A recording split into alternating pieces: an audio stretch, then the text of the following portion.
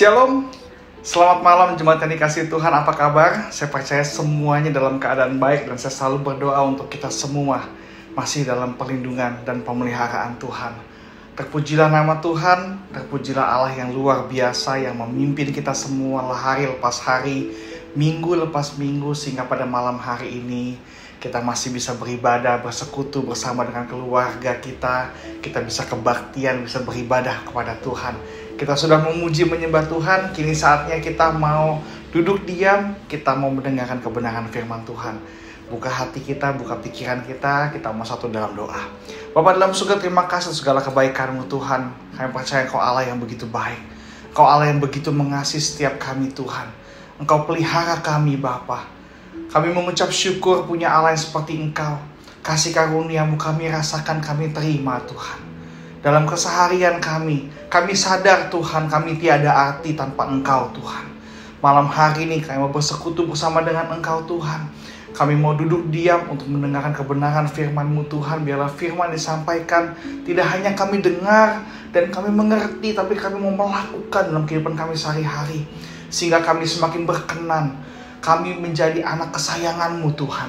Terima kasih Bapak, terima kasih. Kami mau hidup kami berubah setiap hari semakin baik serupa dengan Engkau Tuhan. Terima kasih Bapak. Pimpin dari awal hingga akhirnya hanya di dalam nama Yesus. Haleluya. Sama-sama kita katakan amin. Malam hari ini judul khotbah saya adalah taat. Taat. Judul yang sangat sederhana, tetapi taat ini merupakan esensi yang paling krusial, yang paling penting dalam kehidupan orang percaya. Mari kita buka di Roma pasal yang kelima ayat 19. Firman Tuhan malam hari ini terambil dalam Roma pasal yang kelima ayat yang ke-19. Demikianlah firman Tuhan, jadi sama seperti oleh ketidaktaatan satu orang, semua orang telah menjadi orang berdosa. Demikian pula oleh ketaatan satu orang, semua orang menjadi orang benar. Ini adalah kutipan dari perikop yang berjudul Adam dengan Kristus. Adam tidak taat, maka dikatakan semua orang telah menjadi berdosa. Keturunan Adam menjadi keturunan yang berdosa. Tetapi karena ketaatan satu orang, yaitu yang namanya Kristus, Yesus Kristus, semua orang menjadi orang benar. Hari ini saya mau menjabarkan beberapa kebenaran mengenai ketaatan, mengenai taat. Satu kata yang selalu menjadi penentu dalam sejarah kehidupan manusia. Dikala manusia itu dalam dosa, karena ketidaktaatan, itu merubah jalan hidup sejarah manusia. Dan sebaliknya, ketaatan Yesus juga merubah sejarah hidup manusia. Ketaatan Yesus menyelamatkan semua kehidupan manusia, membuat kita yang tadinya harus binasa, tapi kita beroleh hidup yang kekal. Upah dosa ialah maut. Maut yang tadinya menjadi bagian dalam kehidupan kita diberikan sorga yang mulia daripada Bapa, daripada Yesus. Ketika dia mau taat, dia mau mati di kayu salib untuk setiap kehidupan kita, sehingga kita beroleh hidup yang kekal. Kita tidak menjadi bagian dalam kebinasaan. Nah, yang menjadi penentunya adalah taat itu. Adam tidak taat, Yesus taat. Yang menjadi penentunya adalah apa? Yang namanya taat, yang namanya ketaatan. Dia tidak taat, Adam tidak taat, maka manusia beroleh dosa. Karena pemberontakannya, karena bangkang, akhirnya manusia cuma jatuh dalam dosa. Dan karena ketaatan Yesus, kita semua beroleh yang namanya selamat. Haleluya, terpujilah nama Tuhan. Ketaatan juga merupakan kunci kesuksesan tokoh-tokoh Alkitab yang kita kenal. Contohnya seperti Abraham, seperti Musa, Daud, Salomo, Maria, Paulus, Petrus, bahkan Yesus. Ini merupakan kunci kesuksesan mereka. Bagaimana Abraham dia taat sama Tuhan ketika dia harus meninggalkan negeri Ur Kasdim, ketika dia harus mendapat pengharapan, mendapat kepercayaan bahwa di masa tuanya dia punya keturunan seperti bintang di langit, pasir di lautan. Bahkan ketika dia punya anak satu-satunya yang namanya Ishak, Tuhan minta dia serahkan, dikorbankan di atas gunung. Tapi karena Abraham taatlah, maka Abraham dikenal sebagai bapak orang percaya atau bapak orang beriman. Kesuksesan Abraham ditentukan dari yang namanya taat. Begitu pula dengan Musa. Ketika Musa harus mengeluarkan bangsa Israel dari tanah Mesir menuju tanah Kanaan, Daud, ketaatan Daud, ketaatan Salomo disuruh bangun bait Allah. Harusnya disuruh bangun bait Allah, tapi Salomo bangun dengan segitu luar biasa megah sehingga nama Tuhan dipermuliakan. Nuh juga taat, diminta bangun bahtera di atas gunung. Heran, orang-orang semuanya heran. Bangun perahu harusnya di pinggir laut, di pinggir pantai, ini bangun perahunya di atas gunung. Nah, ada lagi siapa? Maria yang taat. Dia harus mengandung Yesus padahal dia masih perawan. Kalau zaman waktu itu ketika seseorang mengandung tapi belum bersuami, bisa diraja mati. Tapi Maria apa? Taat. Petrus pun taat ketika Yesus minta apa? Ayo ke tempat yang lebih dalam, tebarkan jalamu. Petrus bilang, Tuhan, sudah semalam-malaman aku mencari ikan tapi nggak dapat. Tapi karena Engkau yang suruh, oke, aku ikut. Taat. Akhirnya Pak Petrus tebar jala, dapat ikan begitu banyak. Ketaatan merupakan kunci kesuksesan mereka. Yesus pun demikian. Dia mau taat mati di kayu salib. Nah, saya mau beritahu juga, apabila kita mau berkenan di mata Tuhan, kita harus belajar taat. Kalau kita mau meraih yang namanya kesuksesan, kita pun harus belajar yang namanya taat. Taat pun merupakan perintah Tuhan. Kalau nanti kita baca semua firman Tuhan, semuanya bicara tentang taat. Taat merupakan perintah Tuhan, merupakan kebenaran firman Tuhan, yang tentu saja harus kita lakukan, harus kita jalani. Taat kepada Tuhan, taat kepada orang tua, taat kepada pimpinan kita, ketaatan kepada pemerintah. Semua itu adalah perintah Tuhan dan kita harus jalankan. Nah, oleh sebab itu, kalau yang namanya ketaatan merupakan kunci kesuksesan, saya mau saudara dan saya pun kita harus berhasil. Haleluya, kita harus diberkati Tuhan. Kita harus berjalan sesuai dengan perkenanannya Tuhan. Oleh sebab itu kita harus belajar, kita perlu belajar bagaimana caranya supaya kita bisa taat. Bagaimana caranya supaya kita bisa taat? Ada 4 hal bagaimana caranya supaya kita bisa taat. Ada begitu banyak cara, tapi saya catat pada malam hari ini ada 4 hal. Yang pertama, bagaimana caranya supaya kita taat? Taat itu adalah pilihan. Kita mau taat atau kita tidak mau taat. Bukan soal bisa atau tidak bisa. Masalahnya mau apa tidak untuk kita taat. Bagaimana kita harus belajar taat? Harus punya pilihan. Saya mau taat, saya mau komitmen, saya mau setia, saya mau taat, saya mau. Itu pilihannya. Kita harus ambil pilihan itu. Bukan soal bicara bisa nggak bisa. Waktu Musa diminta Tuhan, Musa keluarkan bangsa Israel keluar dari Mesir. Musa bilang apa? Aku nggak cakap lidah. Bukan soal bisa nggak bisa. Masalahnya engkau Musa mau apa tidak. Musa bilang aku nggak bisa ngomong, aku nggak bisa apa. Tuhan kasih tanda-tanda kepada Musa. Musa bilang apa? Iya mau. Bukan soal bisa nggak bisa. Kadang-kadang kita bilang Tuhan saya nggak bisa taat. Bukan kita nggak bisa, kita nggak mau taat. Kalau kita mau, Tuhan akan tunjukkan caranya. Haleluya. Masalahnya bukan bisa apa nggak bisa. Masalahnya kita mau apa tidak mau.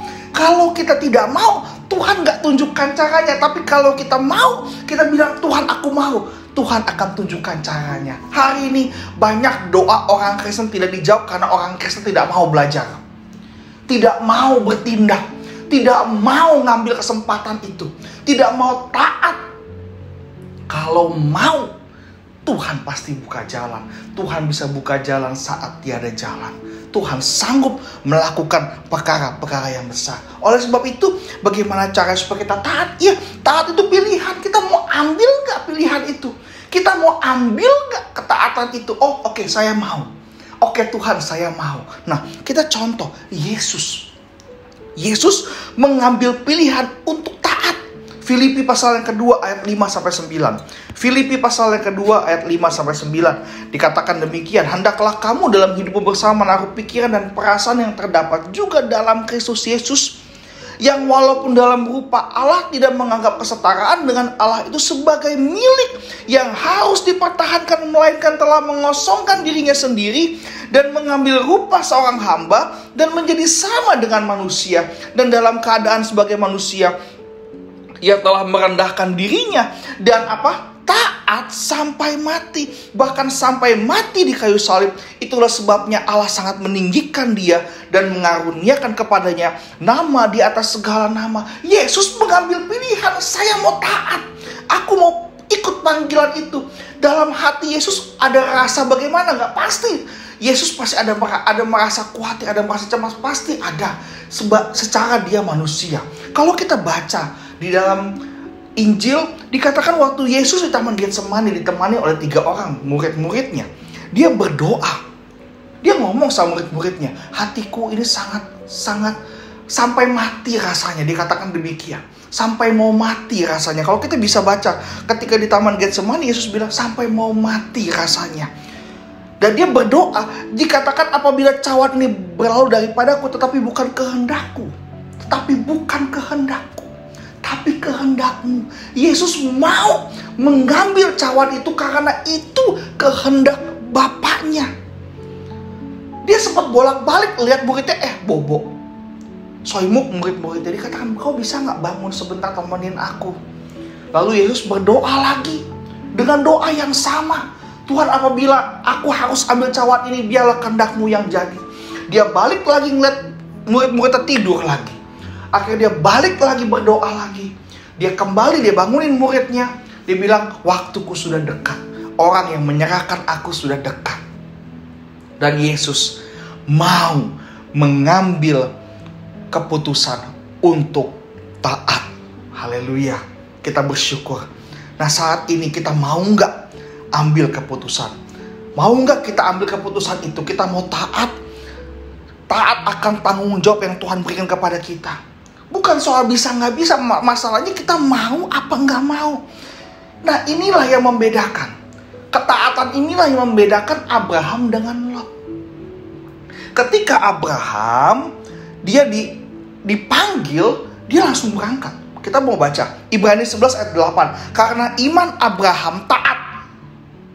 Kalimat pertama, karena iman Abraham taat ketika ia dipanggil untuk berangkat ke negeri yang akan diterimanya menjadi milik pusakanya, lalu ia berangkat dengan tidak mengetahui tempat yang ia tujui. Aneh bukan?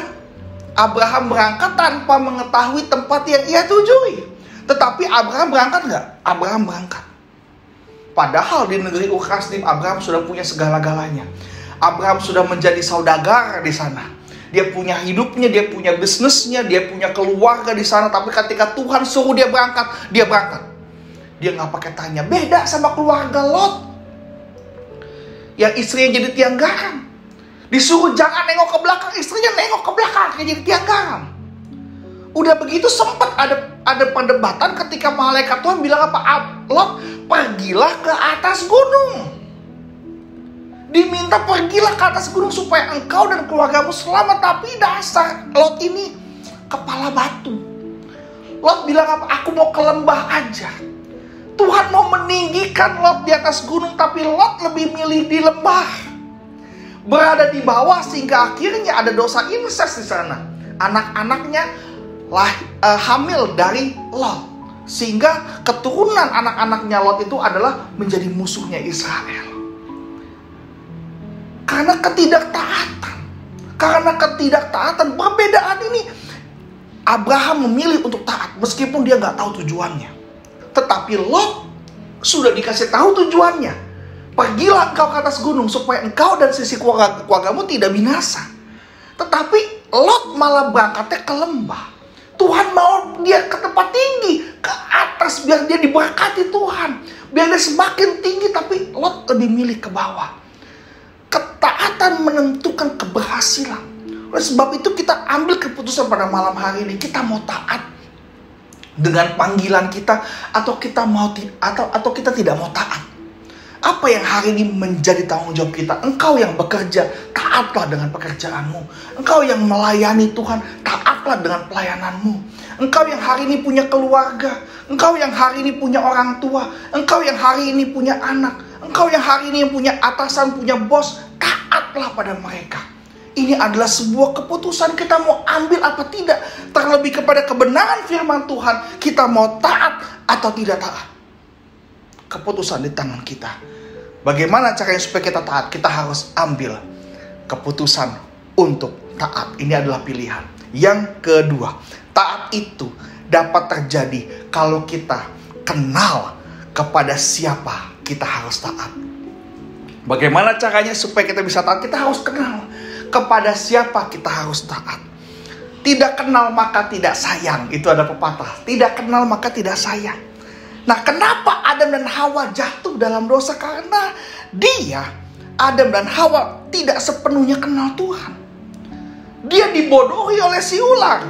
Si ular bilang kalau engkau makan buah pengetahuan yang baik dan yang jahat, engkau akan seperti Allah. Kalau Hawa kenal siapa Tuhan, kalau Hawa tahu siapa Allah, dia sadar dia adalah manusia dan apapun yang manusia kerjakan dia tidak bisa mengimbangi apa itu Allah. Betul tidak? Kalau Hawa menyadari dia kenal Tuhan, bagaimana supaya kita bisa taat? Kita mesti kenal. Nah, Hawa ini nggak kenal siapa Tuhan, cuman tahu itu adalah Tuhan. Ketika ular bodohi Hawa, makan buah ini, maka kamu akan seperti Allah. Engkau akan seperti Allah, tahu yang baik mana yang jahat. Harusnya kalau Hawa kenal Tuhan, apapun yang Hawa bisa lakukan, apapun yang manusia lakukan, manusia tidak bisa mengimbangi Tuhan. Betul tidak? Mau dia makan buah, mau dia makan buah satu pohon, mau dia tebang pohonnya, nggak bisa seperti Allah. Allah kita maha dahsyat, maha luar biasa. Dia menciptakan langit dan bumi dan isinya. Hawa adalah ciptaannya. Bagaimana ciptaan bisa seperti penciptanya? Itu sudah tidak masuk akal. Karena Hawa tidak mengenal, maka Hawa tidak taat. Beda dengan Abraham. Abraham kenal siapa Tuhannya. Abraham kenal siapa bapaknya, siapa Allahnya. Abraham kenal. Maka Abraham ketika dia dicobai untuk serahin Ishak, dia lakukan itu. Kenapa? Dia kenal bapaknya kok. Dia kenal siapa Tuhannya. Tuhan yang kasih anak ke dia. Ketika Tuhan minta anaknya diserahkan, dia serahkan kepada Tuhan. Dia kenal kalau dia serahkan anaknya kepada Tuhan, Tuhan bisa hidupkan anaknya lagi. Kita baca firman Tuhan. Ibrani 11 ayat 17-19.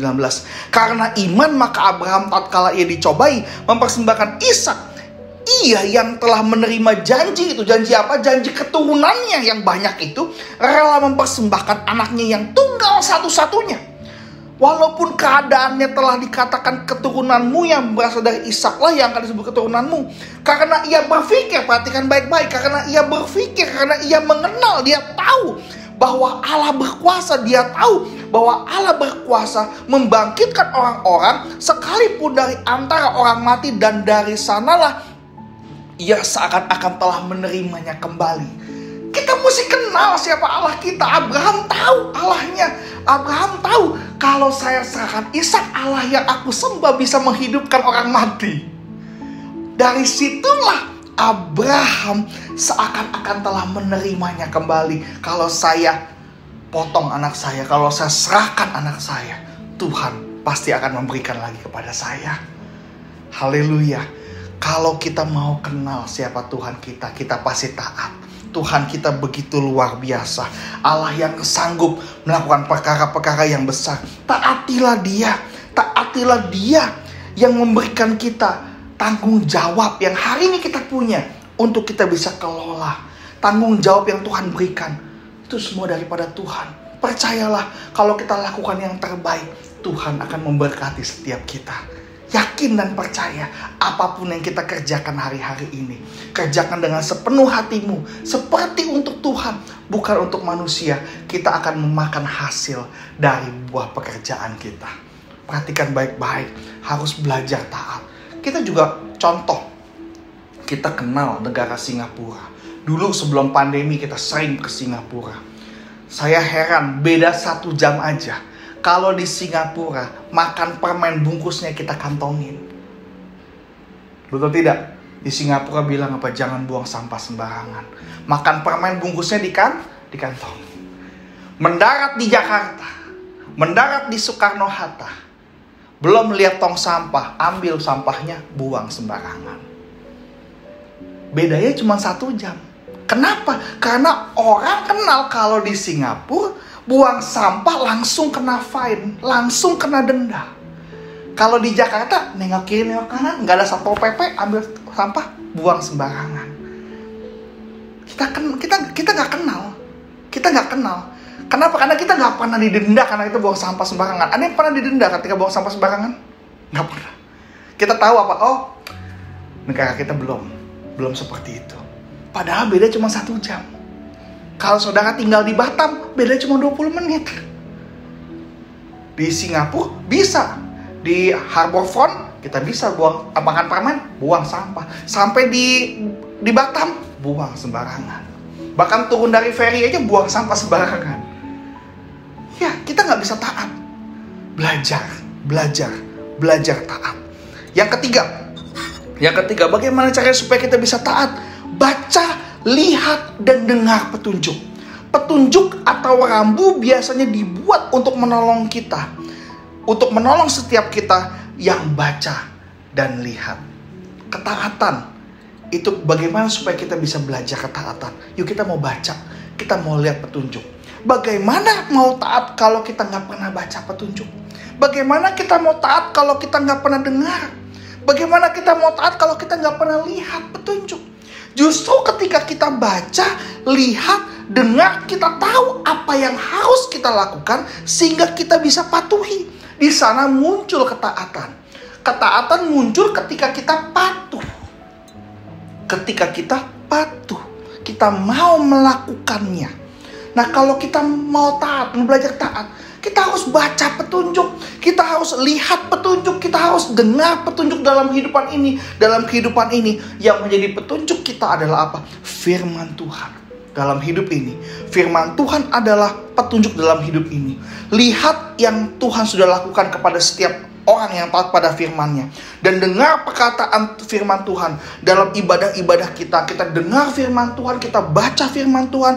Jadikan itu petunjuk.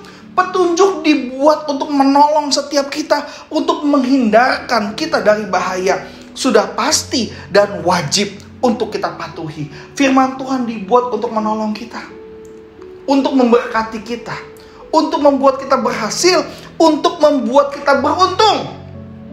Bukan buat Tuhan. Tuhan gak ada kepentingannya dalam firman Tuhan. Tapi firman Tuhan buat kita. Kepentingannya untuk kita. Supaya kita bisa menghidupi firman Tuhan. Agar kita berhasil, beruntung. Kita diberkati, kita sukses dalam hidup ini. Contoh. Ketika saudara melihat petunjuk jalan licin. Itu petunjuk buat siapa? Apakah buat yang bikin jalan? Buat kita. Supaya kita tidak terlalu cepat sehingga mobil kita tidak tergelincir. Ketika kita di pom bensin, kita melihat larangan, dilarang merokok di dalam pom bensin. Itu buat siapa larangannya? Buat kita. Dilarang main handphone di area pom bensin. Itu buat siapa larangannya? Buat kita. Supaya kita tidak merokok, supaya kita tidak main handphone yang menyebabkan kebakaran. Kalau kebakaran yang susah kita. Betul tidak? Peraturan dibuat untuk kepentingan kita. Bukan untuk kepentingan yang bikin peraturan. Buat kita, supaya kita selamat. Firman Tuhan dibuat untuk kita selamat. Firman Tuhan ditulis untuk kita selamat. Untuk kita bisa pegang kebenaran itu. Supaya kita beruntung. Supaya engkau berhasil. Supaya kita sukses diberkati Tuhan luar biasa. Kita buka firman Tuhan. Yosua 1 ayat 7-8. Hanya kuatkan dan teguhkanlah hatimu dengan sungguh-sungguh. Bertindaklah hati-hati. sesuai dengan seluruh hukum yang telah diperintahkan kepadamu oleh hambaku Musa. Janganlah menyimpang ke kanan atau ke kiri. Dikatakan, bertindaklah hati-hati sesuai dengan hukum yang telah diperintahkan kepadamu, supaya engkau beruntung kemanapun engkau pergi. Itu ayat yang ke-7. Tuhan bilang, firman Tuhan bilang, Tuhan bilang kepada Yosua, jangan menyimpang ke kanan atau ke kiri. Janganlah engkau tidak taat, tapi lurus aja. Ikutin kebenaran firman Tuhan. Bertindaklah hati-hati sesuai, sama seperti hukum yang telah kuperintahkan kepadamu oleh hambaku Musa, supaya engkau beruntung. Kalau kita mau beruntung, ayo. Kalau kita mau berhasil, ayo. Kita mau taat, kita mau baca, kita mau lihat, kita mau dengar petunjuk yang daripada Tuhan. Supaya hidup kita selamat, supaya hidup kita berhasil, beruntung, sukses diberkati Tuhan luar biasa. Ayat yang ke-8, janganlah engkau lupa memperkatakan kitab Taurat ini, tetapi renungkanlah itu siang dan malam, supaya engkau bertindak hati-hati sesuai dengan segala yang tertulis di dalamnya. Sebab dengan demikian perjalananmu akan berhasil dan engkau akan beruntung. Haleluya. Inilah yang harus kita camkan. Kalau kita mau taat, kita harus baca, lihat, dengar petunjuk firman Tuhan yang membuat kita beruntung. Kemanapun kita pergi, perjalananmu akan berhasil dan engkau akan hoki. Engkau akan beruntung. Ini untuk kita. Firman Tuhan dibuat untuk kita. Firman Tuhan dibuat untuk kita, supaya kita berhasil, kita beruntung kemanapun kita pergi. Poin keempat yang terakhir, bagaimana kita caranya supaya kita bisa taat. Tadi yang pertama, taat itu adalah pilihan. Yang kedua, kita harus kenal kepada siapa kita harus taat. Yang ketiga, baca, lihat, dan dengar. Dan yang keempat, yang terakhir, bagaimana caranya supaya kita taat. Taat mulai dari hal yang kecil. Belajar taat mulai dari hal yang kecil. Belajar taat mulai dari hal yang sederhana. Dimulai dari hal yang mudah. Contohnya di dalam keluarga. Taat gak kita sama orang tua kita? Firman Tuhan bilang di Efesus pasal yang ke-6 ayat 1 sampai yang kedua. Dan yang kelima saya akan sambung. Demikianlah firman Tuhan, hai anak-anak, taatilah orang tuamu di dalam Tuhan, karena haruslah demikian. Yang kedua, ayat yang kedua, hormatilah ayahmu dan ibumu. Ini adalah suatu perintah yang penting, seperti yang nyata dari janji ini. Dan kita lompat ayat yang kelima. Hai hamba-hamba, taatilah Tuhanmu yang di dunia dengan takut dan gentar, dan dengan tulus hati, sama seperti kamu taat kepada Kristus. Ketaatan dimulai dari hal yang sepele. Dari orang tua kita. Kita belajar taat gak sama orang tua kita? Taat gak kita dengan atasan kita, dengan bos kita? Kita belajar taat pemerintah. Kita kemana-mana pakai helm gak kita? Kita belajar yang sepele. Ketika kita naik motor harus pakai helm, itu demi keselamatan kita. Kalau kita naik motor harus punya SIM, itu untuk kepentingan kita. Supaya kita sudah berlatih, supaya kita sudah disertifikasi oleh negara, kita bisa mengendarai kendaraan bermotor, mobil ataupun motor. Kita harus belajar taat dengan orang tua kita. Belajar dari hal yang sepele. Kalau yang kelihatan aja kita belum bisa taat, apalagi yang gak kelihatan. Bagaimana kita mau taat sama Tuhan, sama orang tua kita yang kita susah taat? Kita masih bangkang, kita masih pala batu. Orang tua kita baik, perhatian sama kita, ngebilangin kita, tapi kitanya bandel, kitanya gak mau taat. Mulai sekarang belajar taat. Wah, saya udah usia 40, papa saya ngomong, mama saya ngomong, saya gak mau denger. Hei anak-anak, kata usia mau 50, 40, 50, orang tua ngomong, kita harus dengar. Haleluya, amin. Belajar taat. Firman Tuhan bilang, karena haruslah demikian. Ada janji dari ketika kita hormati orang tua kita. Bagaimana kita mau berhasil? Bagaimana kita mau sukses kalau kita nggak pernah taat kepada orang tua kita? Dan kita juga harus belajar taat kepada pemimpin kita, kepada atasan kita di kantor, tugas yang diberikan oleh dosen kita, tugas yang diberikan, PR yang diberikan oleh guru kita harus lakukan dengan sepenuh hati. Belajar taat, karena taat adalah kunci kesuksesan dan keberhasilan, keberuntungan setiap kita. Belajar taat dimulai dari sekeliling kita.